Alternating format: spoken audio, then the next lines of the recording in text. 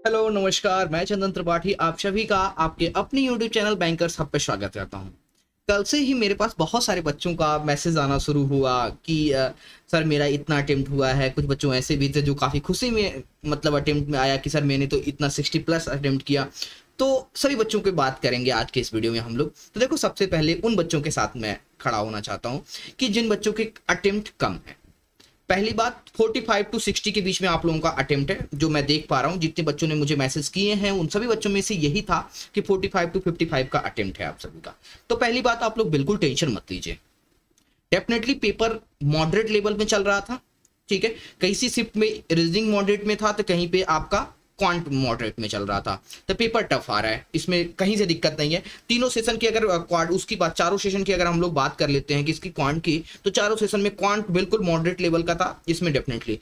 उसके बाद मैं उन बच्चों से कह देना चाहता हूँ जो डिमोटिवेट हो रहे हैं, यार ऐसा नहीं है कि सिर्फ आपने ही 45 टू 55 अटेम्प्ट किया है, बहुत सारे बच्चों ने भी किया है। एटलीस्ट 10 से 15 बच्चों ने ना तो मुझे खुद को फोन किया, जो मेरे रेगुलर क्लास में पढ़ते हैं, उन्होंने बताया उसमें से 50% बच्चों के ऐसे थे जिनका क्या था, आपका 45 टू 45 में अटेम्प्ट था।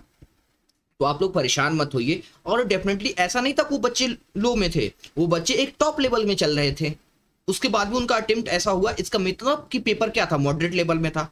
तो आप लोग टेंशन मत लीजिए, आप लोग मेंस पे फोकस करना शुरू कर दीजिए, ठीक है। मेंस पे फोकस इसलिए मैं कह रहा हूं क्योंकि देखो, आपके पास एसबीआई क्लर्क का भी मेंस का पेपर है और उसके बाद से ये भी मेंस का है।